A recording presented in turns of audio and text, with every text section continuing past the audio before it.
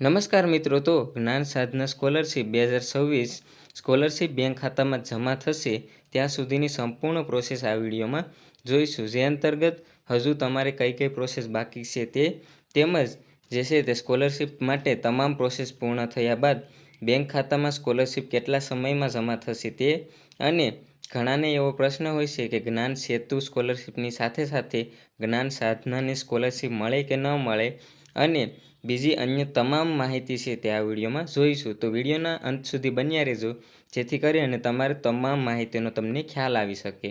તો તમે જોઈ શકો છો કે મુખ્યમંત્રી જ્ઞાન સાધના મેરિટ સ્કોલરશિપ યોજના 2026 ઓનલાઈન ફોર્મ ભરવાથી લઈ અને બેંક ખાતામાં સ્કોલરશિપ જમા થવા સુધીની સંપૂર્ણ પ્રક્રિયા એટલે કે સંપૂર્ણ પ્રોસેસ, જેમાં બીજા રાઉન્ડની વિગતો સાથે. તો મુખ્યમંત્રી જ્ઞાન સાધના યોજના છે તે દર વર્ષે ગુજરાતમાંથી ધોરણ 8ના વિદ્યાર્થીઓમાંથી કુલ 25,000 વિદ્યાર્થીઓને ધોરણ 9થી 12 સુધીમાં આગળ અભ્યાસ કરવા માટેની આર્થિક સહાય પૂરી પાડવા માટે આ યોજના બહાર પાડવામાં આવી છે. જેની પ્રોસેસ છે તે નીચે મુજબની છે. તો સૌપ્રથમ તમારા જે છે તે ઓનલાઈન ફોર્મ અને રજિસ્ટ્રેશન શરૂ થયું હતું, જે દર વર્ષની જેમ 5 ફેબ્રુઆરીથી 28 ફેબ્રુઆરી 2026 સુધી ઓનલાઈન ફોર્મ ભરાયા હતા. જે અંતર્ગત તમારે acbexam.orgની વેબસાઇટ પરથી ઓનલાઈન ફોર્મ ભરવાના હતા. 18 અંકનો યુઆઈડી નંબર નાખી અને તમે નિઃશુલ્ક ફોર્મ ભર્યું હતું. ત્યારબાદ તમારે જે છે તે પરીક્ષાના ટૂંક સમય એટલે થોડાક દિવસ પહેલાં તમારે જે છે તે માર્ચ મહિનાના અંતમાં હોલ ટિકિટ આવી હતી, જે તમે ઓનલાઈન ડાઉનલોડ કરી શકતા હતા. જેમાં તમારી જન્મ તારીખ નાખી અને ઓનલાઈન ડાઉનલોડ કરી શકતા હતા. તેમાં પરીક્ષાનું કેન્દ્ર, તેની તારીખ અને તેની સમયની વિગતો આપેલી હતી. પછી તો કે સ્કોલરશિપ પ્રવેશ માટે તમારે પ્રવેશ પરીક્ષા આપવાની હતી, તે તમે આપી હતી, જે 4 એપ્રિલ 2026ના રોજ છે તે લેવાની હતી, જેમાં કુલ 120 માર્કનું તમારું પેપર હતું. ત્યારબાદ તમારી જે છે તે પરીક્ષા આપ્યા બાદ તમારું જે છે તે પ્રોવિઝનલ આન્સર કી અને ફાઇનલ આન્સર કી જાહેર કરવામાં આવી હતી. જે અંતર્ગત તમે જે છે તે તમારા પ્રશ્નોનો સુધારો કરી શકતા હતા. તો તે બહાર પડ્યું હતું. ત્યારબાદ તમારું પરિણામ બહાર પડ્યું હતું. તમામ વિદ્યાર્થીઓનું જે છે તે રિઝલ્ટ બહાર પાડવામાં આવ્યું હતું. રિઝલ્ટ બહાર પડ્યા બાદ તમારું જે છે તે પ્રોવિઝનલ આન્સર મેરિટ લિસ્ટ છે તે જાહેર કરવામાં આવ્યું હતું. JSSY જેની વેબસાઇટ પરથી તમારું જે છે તે પ્રોવિઝનલ મેરિટ લિસ્ટ છે તે 2026 માટેનું જાહેર કરવામાં આવ્યું હતું. પ્રોવિઝનલ મેરિટ લિસ્ટ જાહેર થયું ત્યારબાદ તમારે જે છે તે ચોઇસ ફિલિંગ અને રજિસ્ટ્રેશનની પ્રક્રિયા જે છે તે JSSY વેબસાઇટ પરથી તમારે કરવાની હતી. તે તમામ વિદ્યાર્થી મિત્રોએ કરેલી હતી અને કરી હશે તેવી હું આશા રાખું છું. કે રજિસ્ટ્રેશન અને ચોઇસ ફિલિંગની પ્રક્રિયા છે તે ધોરણ 9થી 12માં અભ્યાસ કરવા માટે સરકારી, ગ્રાન્ટેડ અને માન્યતા પ્રાપ્ત પ્રાઇવેટ સ્કૂલ માટે ઓનલાઈન ચોઇસ ફિલિંગ અને રજિસ્ટ્રેશન કરવાનું હતું. આ તમામ પ્રોસેસ પૂર્ણ થયા બાદ તમારું જે છે તે ચોઇસ ફિલિંગનું રિઝલ્ટ એટલે કે અલોટમેન્ટ લેટર તમારે આવ્યું હતું. જે અંતર્ગત શાળાની ફાળવણી અને સ્કોલરશિપની જે છે તે યાદી તૈયાર કરવામાં આવતી હોય છે. હવે તો કે આ તમામ પ્રોસેસ રજિસ્ટ્રેશન અને ચોઇસ ફિલિંગની પ્રક્રિયા છે તે ચાલુ હતી, હજુ સુધી ચાલુ છે. હવે તો કે હવે તમારે જે છે તે આગળ કઈ કઈ પ્રોસેસ કરવાની છે તે અહીંથી શરૂ થશે. એટલે કે ચોઇસ ફિલિંગ રજિસ્ટ્રેશન તમારું પૂર્ણ થઈ ગયું છે. હવે તો કે હવે ટૂંક સમયમાં એટલે કે જે છે તે તમારું ફાઇનલ મેરિટ લિસ્ટ આવશે. ફાઇનલ મેરિટ લિસ્ટ છે તે JSSY વેબસાઇટ પરથી તમારું ફાઇનલ મેરિટ લિસ્ટ બહાર પડશે. ફાઇનલ મેરિટ લિસ્ટ બહાર પડ્યા બાદ તમારે સ્કૂલ લોગિન કરી અને સ્કૂલમાંથી તમારે ડોક્યુમેન્ટ વેરિફિકેશન અને બેંક એકાઉન્ટની વિગતો છે તે ઉમેરવાની થશે. તો શાળા કક્ષાએથી જે પણ ફાળવવામાં આવેલી શાળામાંથી તમારે જે છે કે ત્યાં ઓરિજિનલ ડોક્યુમેન્ટની ચકાસણી થશે. એટલે કે સ્કૂલ લોગિન કરી અને ઓરિજિનલ ડોક્યુમેન્ટની ચકાસણી થશે.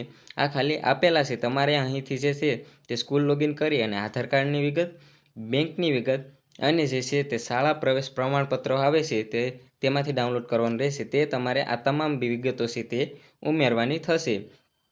તો આવી રીતનું જે છે તે તમારે સ્ટુડન્ટ લોગિન એટલે કે સ્કૂલ લોગિન કરી અને આ તમામ વિગતો આગળ ઉમેરવાની થશે. હજુ પ્રોસેસ શરૂ થઈ નથી પણ આગળ થશે.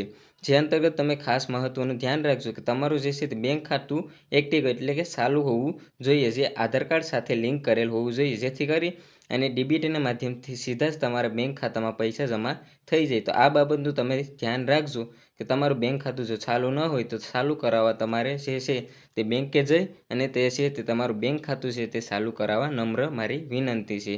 હવે પછી તો કે બેંક ખાતું અને આધાર કાર્ડની વિગતો તમામ પ્રોસેસ જે છે તે સ્કૂલ લોગિન કરીને ઉમેર્યા બાદ તમારે પછી શું કરવાનું હોય છે તો કે પછીની પ્રોસેસ હોય છે શાળામાં હાજરી અને વાર્ષિક રિન્યુઅલ પ્રોસેસ. તો કે સ્કોલરશિપનો સતત ચાલુ લાભ એટલે કે લાભ ચાલુ રાખવા માટે વિદ્યાર્થીએ ઓછામાં ઓછી શાળામાં 80% હાજરી જે છે તે અનિવાર્ય હોવી જોઈએ. એટલે કે ધોરણ 9થી 12માં તમારે જે છે તે વાર્ષિક 80%ની હાજરી તે ફરજિયાત છે. જે દ્વારા દર વર્ષે જે છે તે અભ્યાસ પરિણામ અને હાજરીની ઓનલાઈન ચકાસણી દ્વારા જે છે તે તમારે ડેટા રિન્યુઅલ કરવામાં આવતા હોય છે. એટલે કે તમારે જે છે તે ડેટાને જે છે તે આગળ તમારે અપડેટ કરવામાં આવતા હોય છે. દર વર્ષે તમારે રિન્યુઅલ તેમાં કરવાનું રહેતું હોય છે. તે સ્કૂલ દ્વારા થતું હોય છે. તો ત્યારબાદ જે છે તે શું કરવાનું હોય છે તો કે આ તમામ પ્રોસેસ પૂર્ણ થયા બાદ હવે તમારે શું કરવાનું છે તો કે હવે તમારે કશું જ કરવાનું હોતું નથી. ત્યારબાદ તમારે જે છે તે સ્કોલરશિપ છે તે બેંક ખાતામાં જમા થવાનું શરૂ થઈ જશે. તો તે કેટલા સમયમાં જમા થશે આ તમામ પ્રોસેસ પૂર્ણ થયા બાદ? તો હું તમને જણાવી દઉં કે તમામ પ્રોસેસ પૂર્ણ થયા બાદ દર 6 મહિને જે છે તે સ્કોલરશિપ છે કે તમારા બેંક ખાતામાં ડીબીટી એટલે કે ડાયરેક્ટ બેનિફિટ ટ્રાન્સફરના માધ્યમથી સીધી જ વિદ્યાર્થીના આધાર કાર્ડ સાથે લિંક કરેલા બેંક ખાતામાં જે છે તે સ્કોલરશિપ જમા થવાનું શરૂ થઈ જશે.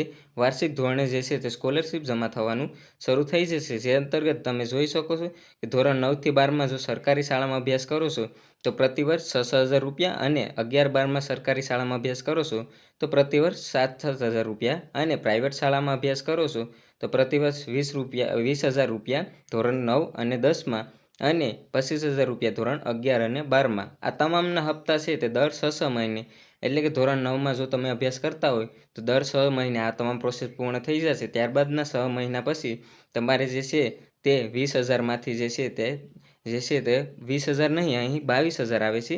ભૂલથી અહીં 20,000 લખાયા છે. 22,000 એટલે કે 11,000નો જે છે તે હપ્તો આવતો હોય છે. 11 દુ 22,000 એટલે કે વર્ષમાં 2 હપ્તા 11,000ના આવતા હોય છે. અહીંથી ભૂલથી જે છે તે 20,000 લખવામાં આવેલા છે. ત્યારબાદ વાત કરું તો કે જો આ તમામ પ્રોસેસ પૂર્ણ થઈ જશે અને જો જગ્યા ખાલી હશે એટલે કે 25,000માંથી જો થોડાક વિદ્યાર્થીઓની જગ્યા ખાલી થશે તો છેલ્લી મહત્ત્વની માહિતી એ છે કે બીજો રાઉન્ડ આવશે કે નહીં આવે.